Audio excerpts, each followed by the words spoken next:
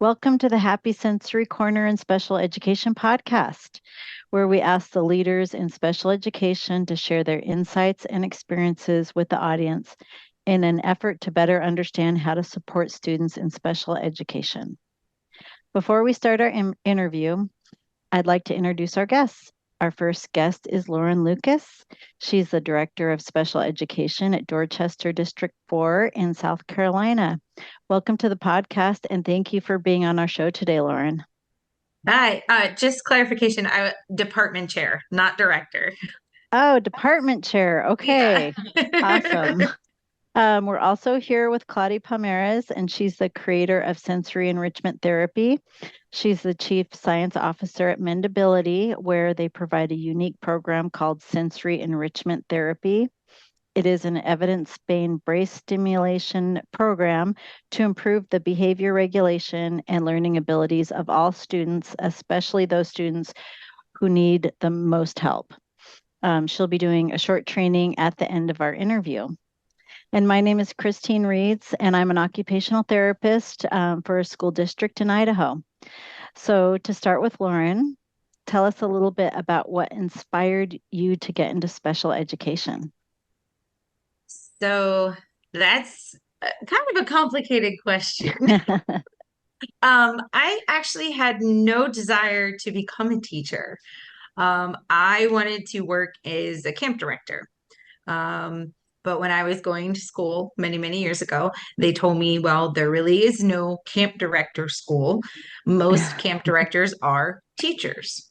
So I said, okay, I'll be a teacher. Uh, in the meantime, I have always worked with children, so it wasn't like it was so far-fetched for me to consider education. Um, I grew up and I had a really dear friend, and her brother had Down syndrome. His name was Jason. Amazing, amazing person. He was older than us, but because of his developmental delays, he was functioning younger than we were. I'd always go to their house and hang out, and I just remember seeing the love that he had for just Mm, everybody and everything. And he, what I like to say, embodied pure joy. Um, but I always felt like he was kind of missing out. We would go and do things, and sometimes he would come with us, but a lot of times he just stayed home. So when I was going to school to be a teacher, my first year I was strictly elementary education, and I spoke with my friend Renee, which was Jason's sister, and we were talking about just kind of some of the things that he had experienced. And it really hit me that uh, my passion in the education realm was really that special education, seeing the children that people may have doubts about or undermine really grow and blossom, just really felt like where I needed to be. It felt like my home. So I switched gears, added another major on, uh, added a few more dollars to my bill, but it is definitely worth it. And special education has been my home ever since. awesome. So let me make sure I get it right. Department Chair of Special Education, is that Mhm. correct? Okay. Yes, ma'am. So as a department chair, what do you think your biggest need for the special education students in your district is right now? Consistency. We have some amazing educators in our district. Um, Unfortunately, it's a very small district. So, in some aspects, there's not a lot of room for growth. Um, Teachers wear many hats to begin with, and it seems like in a smaller district, you add a couple more on. And so I see a lot of our special education teachers, especially, burning out because they're just doing too much. Um, they have great passion. They're fantastic teachers, but they're trying to run meetings, hold meetings, train and work with general education teachers, plus give their students the support that they need. And then sometimes they don't know who to go to for help. So they're going to other people for help, or they'll come to me and I'll say, okay, well, let's try this. And so then we, start documenting. So it just always seems like there's so many things that our teachers need to do. And a lot of our teachers end up leaving to go to bigger districts where they have a little bit more of a support structure, because they have the numbers to warrant it.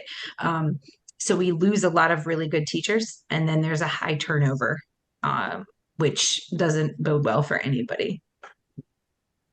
Yeah, I've heard about that quite a bit, even in my district as well, which is a large district. What's the last program or idea that you brought to your school district that was particularly successful? Or on the other hand, if you prefer a program or idea that you brought to your district that didn't go well, and what did you learn from it? Um, I am going to have to go with a positive because I absolutely love our Special Olympic program that we built. Our Special Olympic program was built from scratch over the last 8 years. We started very basic, just working on track and field kind of games. Um, but being a big advocate of learn about our students. Why do they do the things that they do? Allowing other people to work with them. So you have those social things built in. We built this entire program where we have students that come in and they interview to be what we call a buddy. And in about the last year or so, we've really transformed our program and brought in multiple branches.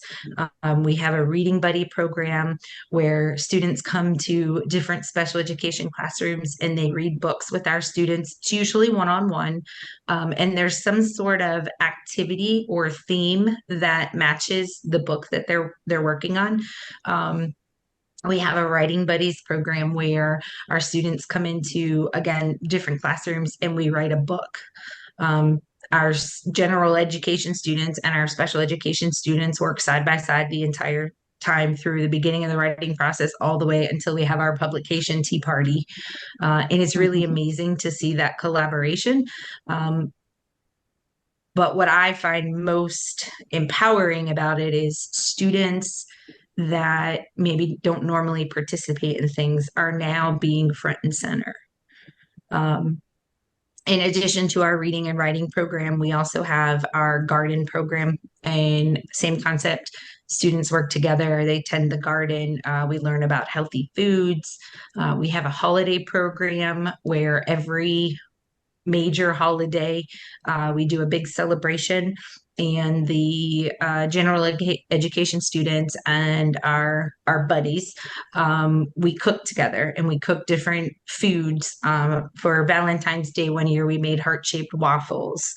And it's just fun to add that life skills component in with, everyday learning. Our recent addition to our program is what we called kindness walks. And they're really just book walks. I'm not sure if you're familiar with them. I'm not. I think they're fantastic. But I might be a little biased. But we actually take a book. Um, Forgive me, we rip it apart, but we laminate it. And the book is hung outside in our car rider loop.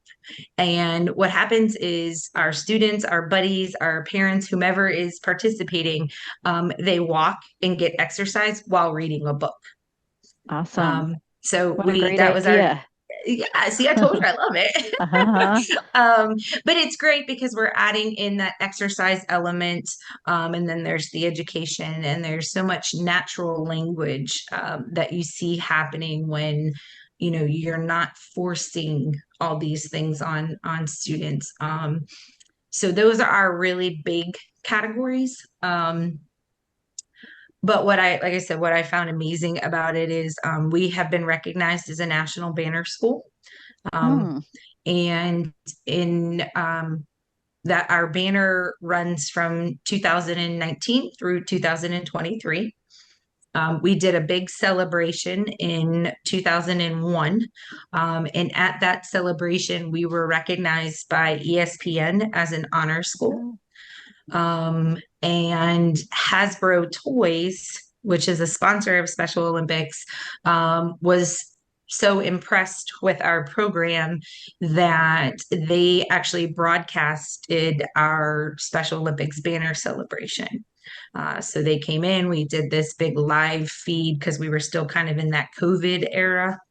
Um, and we did a pre-recorded portion and then a live feed, and they spliced it all together for us. Um, and then Hasbro gave every toy, or excuse me, every student in the school a brand new toy. So it was just a really great kind of culmination and celebration of this program that we have been building for the last 8 years. But with all the awards and the celebrations, honestly, the best part of the program is seeing our students work together, seeing these general education students, really truly learning about our buddies and becoming true buddies with them. I love when we all go out on the playground. Before we started the program, students would be kind of like, "Oh, stay away from Mm. them. They do weird things," and it, they just didn't know. And now I love to watch it because we have students that will go over and actually like take another student's hand and be like, "Come on, come play with us." And there's just this really amazing collaboration that happens. And while we kind of fostered it, it still built itself naturally, which to me I think is the most amazing part. It sounds to me like you built a real community and a lot of inclusion with your Special Olympics program. I'm curious, how did you introduce this idea to your district to get the ball rolling if some person wanted to do the same at their district?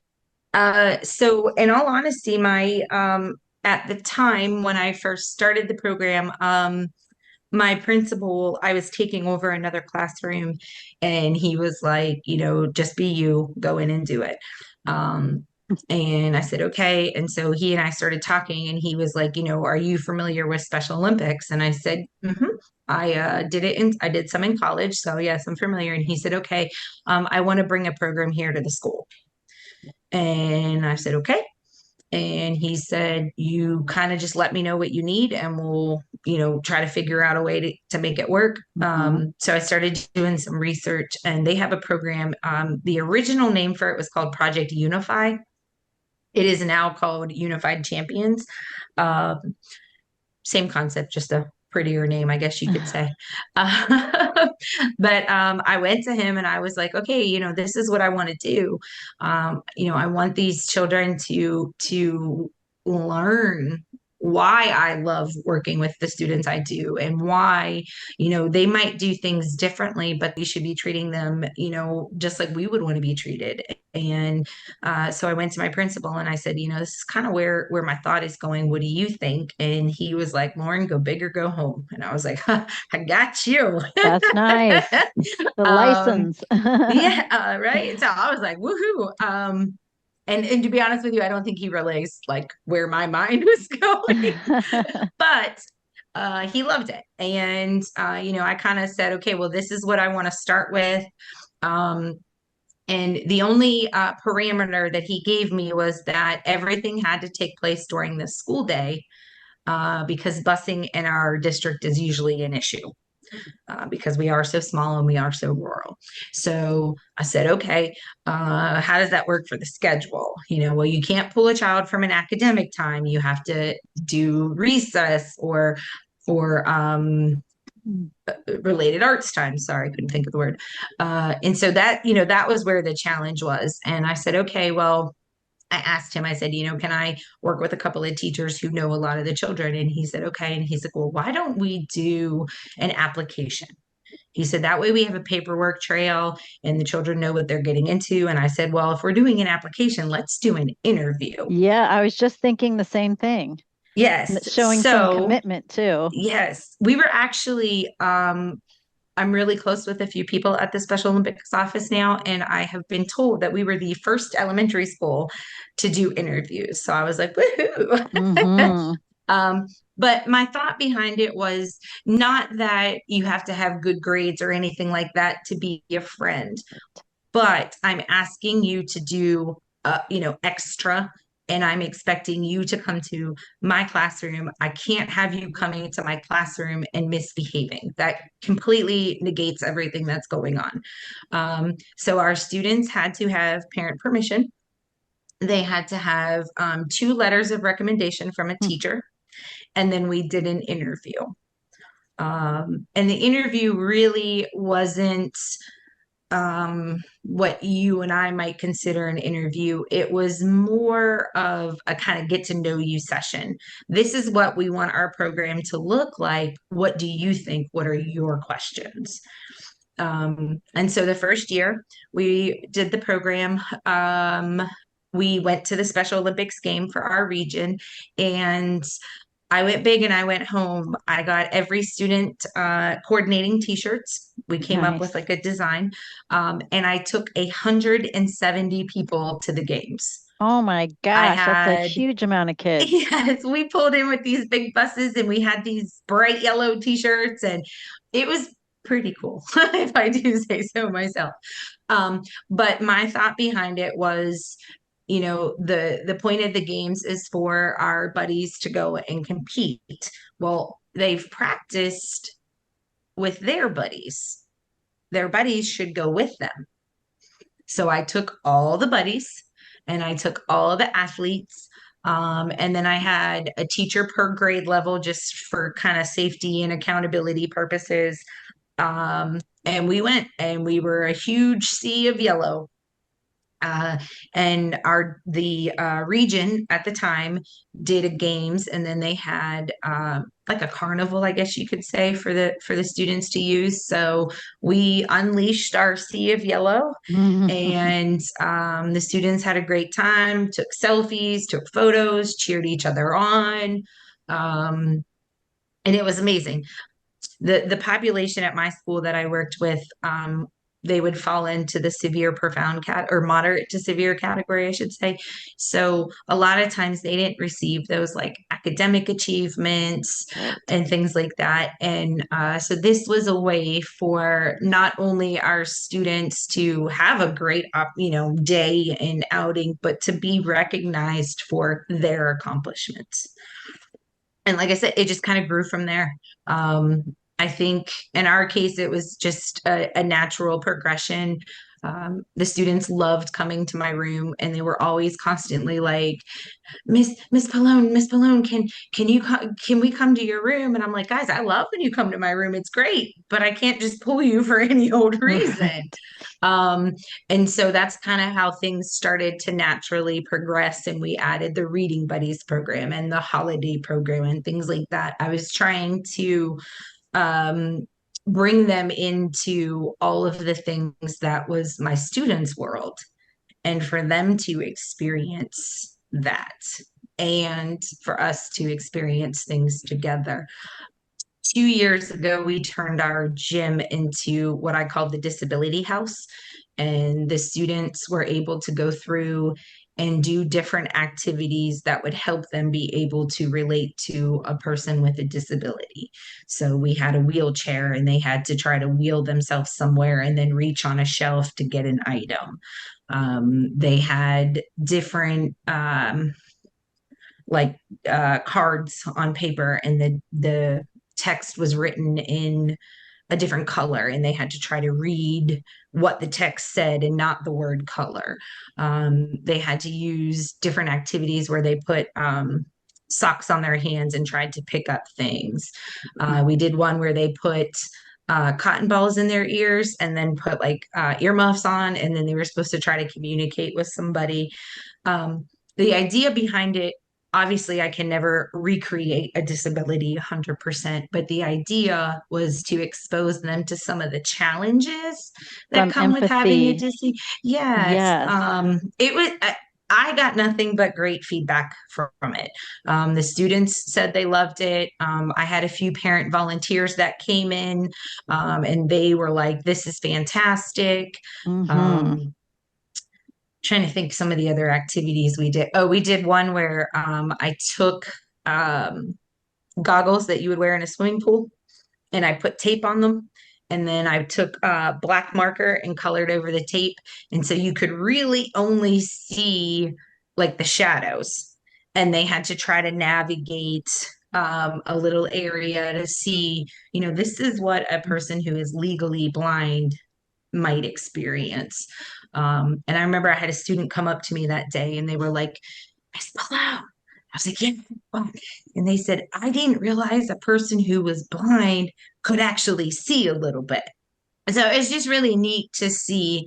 And after all of these activities, whether they were the empathy ones or the ones about, learning about disabilities, there was definitely a vibe switch, you could say, in our school.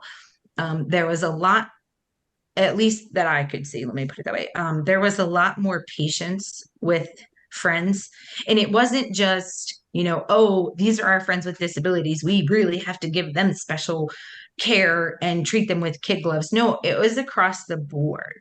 Um, one of the ideas of this disability activities was, you know, a lot of times people think a disability is the physical because they can see it.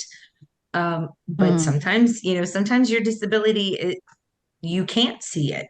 And it's the way right. that you engage with what you're reading or things like that. So in this particular activity, it really helped a lot of our students to understand, um, what you can see is just only a small portion of it.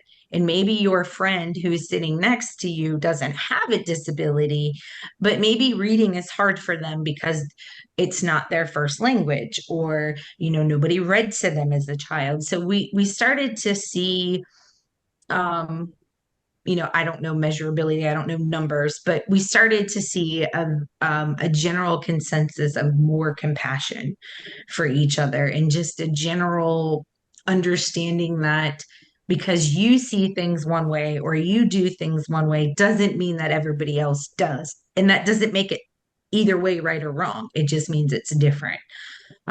So it was really neat to see that kind of switch in the Making those school. connections, it sounds Hmm. like, for that real life experience for those kids. Yes. Seems like it Yes. really helped with that empathy And for that. I had a parent approach me once and said, she said that every time she took her child to the park, people just kind of ignored them, or they would, Hmm. move their children away. And she said that the most recent time they had been to a park, a little girl came over and she said, "Oh, I know you. You're in such and such's class." And the student that she was, or the child that she was speaking with, was nonverbal. And so, the child was acknowledging her presence, looking at her, kind of engaging with her eyes. And the the parent of the child with special needs made a comment to me later on that normally if that interaction would happen, the child would run away. But in this case, the little girl had learned, I'm making the assumption that she learned it from our disability day, that some people use pictures to communicate. So she started drawing in the ground, and the dirt. Wow. And she was drawing, very basic little pictures. But the student was like, the child with special needs was, "Oh, okay." And they went and played all day. And it meant a lot to me, but to hear the parents say, like, wow, my child was actually recognized for just being a child. And she gave me the biggest hug. I actually had to be like, can you please stop? You're hurting me. But it was great, and looking back, I'm glad that she squeezed as hard as she did, because she said, as a mom, that's the hardest thing, is to see your child not fit in and not Left have those out. skin. Yes. And she said, Yes, she's like, you always want to be there and you want to rescue your child, but then that that's not the real world either. So you have this like mixed bag of emotions. And I was, yes, that's exactly why we do this program. And so, that's wonderful to hear. I have a sister who has a daughter with cognitive impairment, and yeah, she really, it hurts her heart when things don't work out and she doesn't have friends. So it sounds like you're really building those relationships that's going to help. everybody, the gen ed kids, the parents, and those students. So sounds like you're really building a nice community at your school, which is great to hear. Oh, thank you. We're trying. Yeah. So to switch gears a little bit, can you tell our listeners a little bit about any sensory interventions in your district that you use? Is there one that works particularly well, or how do you do sensory at your school? Um, so sensory is is that key buzzword that everybody hears about, but like nobody really knows what it means, or they have their idea version. Um, I'm trying to think. I want to say about 5 years ago, I came across a video on YouTube or no, Facebook, excuse me. It was a teacher and she had designed this thing called a sensory path. A Um, sensory path? path, Path. PATH. Okay.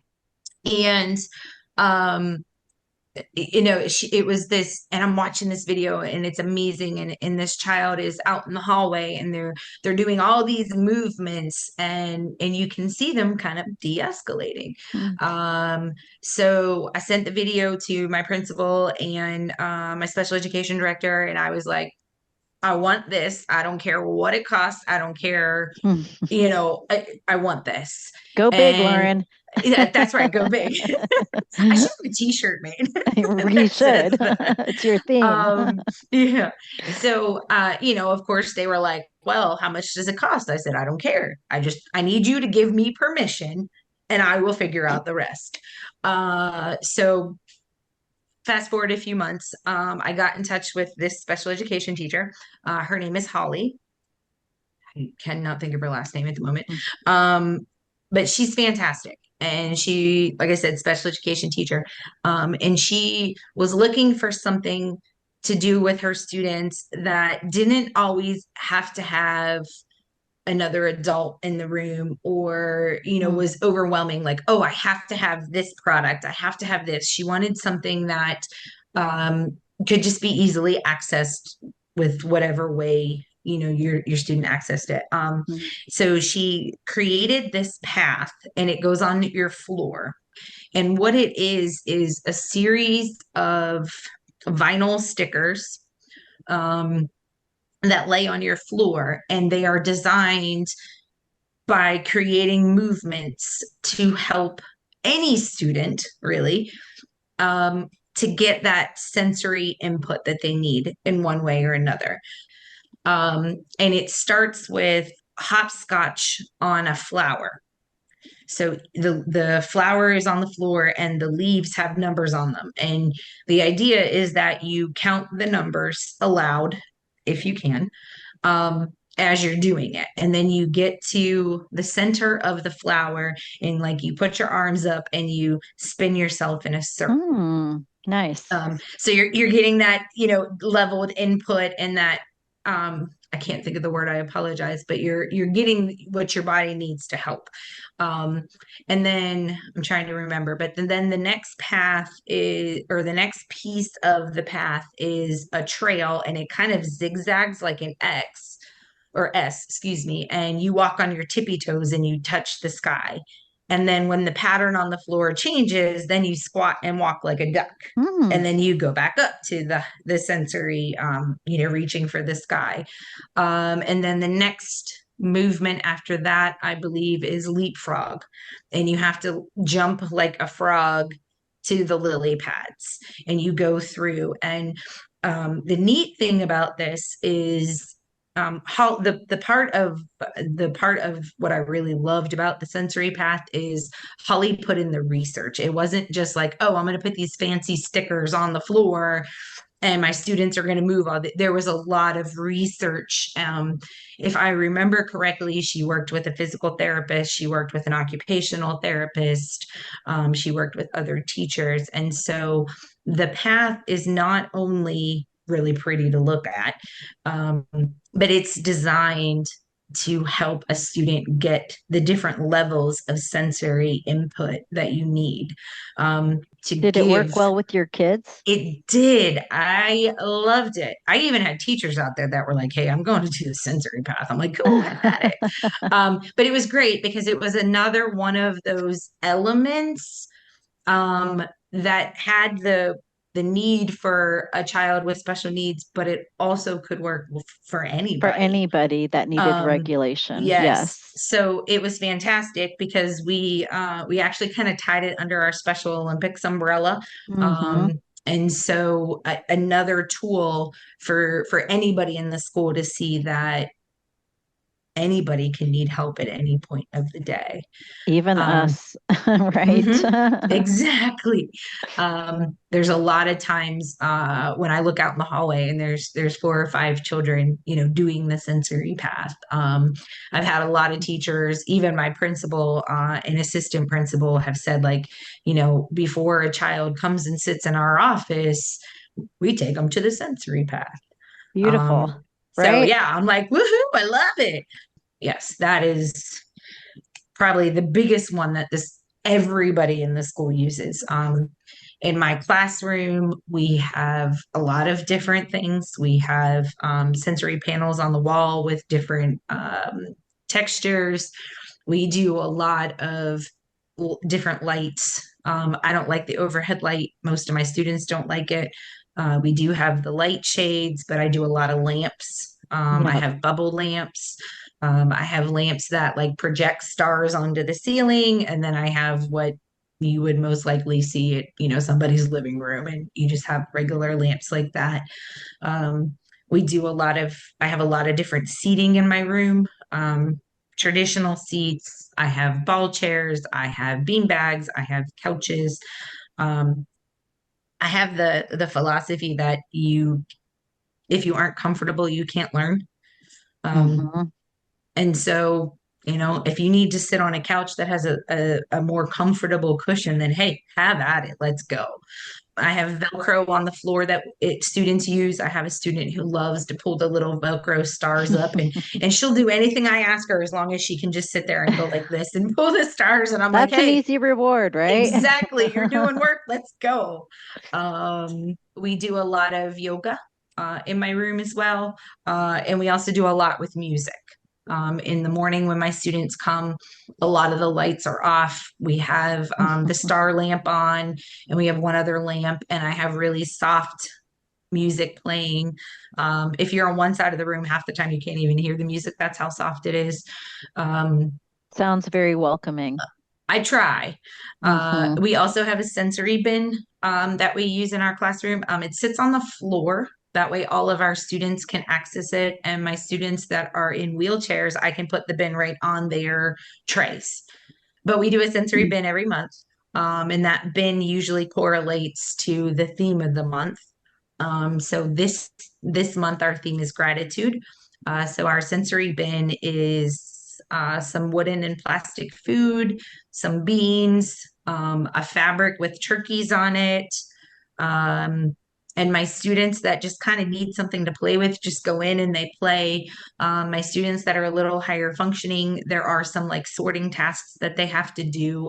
They have to make a plate and use the different foods and match the different pictures of the plates. So there's some educational piece to it as well.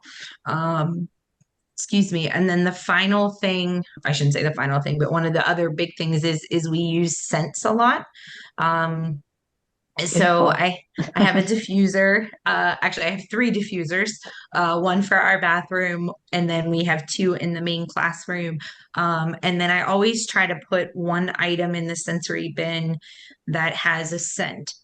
So this month it's cinnamon sticks. Sometimes I'll get like a felt toy and I'll sprinkle some essential oil on it so it holds the scent that way. Mm-hmm. Um, but we try to do a lot of using our 5 senses. It's a great way for all my students to be engaged no matter what their abilities are. But I can Absolutely. also kind of hone in and keep everybody going. Usually once a week we do something that involves food. Um, I talk with all the parents, obviously make sure there's no allergies. But I have had students who would not eat anything for their parents, but say a peanut butter and jelly sandwich. And I'll send him a note and be like, hey, your child ate a chicken sandwich today. And I think it's because we create this environment where even though it's something new and it's something that, might be a little scary, you're in a safe place. And, every month the sensory bin is still in the same spot, but what it's filled with is different. But there's Right. still that sense of security and knowing that this is the sensory bin and this is what we're doing. It's the same thing when we do food. Absolutely. So we do a lot of different things like that. We make our own Play-Doh so that we can go through seeing the transformation of that and then Mhm. getting that physical input of the Play-Doh. And then I make it scented, of course, to bring in that Of element. So course, you got to add yeah. the smells. So I mean, there's a lot of different sensory things that we do or that I try to incorporate as much as possible. Because everybody's needs are different. And if I can hit at least one of those needs or help you, then we're making good progress. So, Oh, it sounds like you're doing a ton for sensory. So it's so good to hear about all those strategies that you're using. Because well, as an thank you. OT, I'd be like, oh my gosh, she's already doing so much. So, Claudie, having heard all of this, what do you have in mind for our training session today? What sensory enrichment protocols, now that you've heard all that Lorren's doing, can we offer our listeners and Lorren that might be helpful? Well, what is fascinating is definitely you have the mindset. I loved when you talked about research because in neuroscience, sensory enrichment is one field of neuroscience, environmental enrichment, and you have all of that in your office. And also, what I noted, and we hear that quite a bit, is the fact that when we think sensory enrichment in general, not me, because that's my thing. People tend to think, okay, expensive, budget, complicated, order on a catalog, and it becomes very complicated. And in fact, I'm holding a plastic fluo brain in my hand here Oh. to just remind us that whatever we're doing to enrich the environment, we are sending messages to the brain. And the doors to the brain that will make a difference for the student, in particular in behavior and learning, are the simplest ones. You're using a lot of them, the hand to touch things. And if things are around in the bucket, for example, it works really well. But there are things that don't come spontaneously in the classroom for the child with special need. And today I want to talk about something I've speak about every now and then, which is art. And the fact that we are going to sometimes offer puzzles or visual activities that are going to be very dynamic, simplistic, because of the feeling that, okay, the child has cognitive difficulties, it may not be accessible to Vermeer, for example, or any type of those delicate paintings that we enjoy watching. But in fact, any brain, as long as the eye is functional, any brain is going to process the art. And when anyone is looking at an art picture, we know scientifically that it's going to release two of the fundamental neuromédiators. I speak about them all the time, which is serotonin and dopamine. You look at a piece of art, you have more of it circulating in your brain. That means you're going to be more focused, you're going to be more able to learn. But it's very hard to have a child who has lots of behaviors that make sitting on a chair complicated. You cannot really get that child spend time looking at an art picture.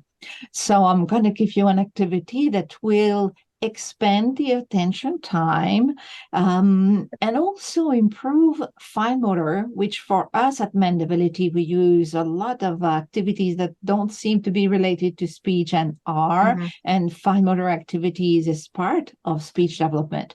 So we are going to have a page of stickers, different colors, doesn't really matter. And we are going to ask the student to peel off using only thumb and index one hand, thumb and index the other, and match possibly colors on top of the art picture. So I recommend to slide the art picture in the plastic sleeve because you don't want to destroy color print. It's not extremely expensive, but still has a cost. So you save it. So for as long as the child is going to spend, and really it can be 10 seconds, because when we talk about sensory enrichment, we talk about talking to the brain extremely fast. The brain takes seconds, sometimes less than seconds, to process a visual information, such as an art picture, and get going the flow of neuromediators, but also brain new connections. And that kid that is doing a fine motor activity and pasting is looking at the art for at least 10 seconds. So if we are able to do, let's say 4 stickers, I think you have found many ways to motivate your students. And for any classroom with a child who will not spend a lot of time on things, you are running a therapeutic activity that is going to get your child calmer and more able to focus and then pay attention to the teacher. You spoke about, and we hear a lot about teacher getting exhausted and they don't spend enough time doing what they want to do, which is teach and share, because there are things going on. If they are able to run a short activity with a few of the students and then get time to teach, I think it's win-win for everybody. What do you think? I think it sounds fantastic. I have one question for you. When you mentioned artwork, is there a preference to the artwork? Like, should it have people in it, or could it be like a nature picture? Yeah, it's a very good question that a lot of our professionals ask. And the one I'm holding, we have a young artist, probably Renaissance time, holding a violin. The child may relate or not, because what we are doing, as I was mentioning earlier, we are sending a message to his brain. We're not teaching him a skill. So it can be an attractive theme for him. It can be animals. There are so many themes, and really it's endless. You go on Google and you say fun art, and then you pick. So you could have each kid having a different style. You want to have beauty, which is harmony, which is pleasure that you feel just because you're looking, and the kids will. I have a little anecdote when I was still in France doing the very first center of sensory enrichment in the world, we could say, at the time. It was a long time ago. And little kids were just exposed to art by looking. We were playing what you're doing, orchestral music, and the kid was just looking. That's it. Nothing was expected. They were typical children between 3 months and 3 years old. And at the end of the 3 years of the program, each child had been exposed to beauty and art, any style, for 3 years every day. One little girl is looking at a painting of a ballet dancer, and she is just like presenting herself. The tutu is pretty, and when we speak about art to children, we tend to explain what we're seeing. Where art is an emotion, we should not be explaining to anyone what the art is about, because you look at it with your heart, and whatever you feel is the right thing that the painter wanted you to feel. And that little girl looks at this painting and she turns to the caregiver and says, "Well, she's dancing. Can you hear the music?" There was no music playing at that time. That child could see the movement, understood what was going on, and something went on within her. She was part of the scene. So lets the kids discover, feel whatever they want to feel. And I had so many artists tell me, because I like asking them questions about what they do, and they all say, we are not painting things, we are telling how we feel. So most of the time, the children are going to feel what the artist was painting more than us adults who want to understand everything and be technical. Thank you, Claudia. You know, I did this activity with children, and I just really liked how it's not demanding cognitively. It seems like a break and a fun activity, but there really is a therapeutic reason behind it, and that's getting the brain in the right state for learning.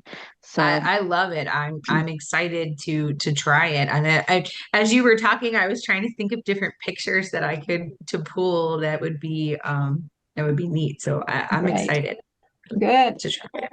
yeah, and I got a bunch from the internet, but I also got some from calendars that I ordered just off of Amazon and laminated. Okay, that's a So good idea. Yeah. that's how I did it as well. But yeah, that was a lot of fun.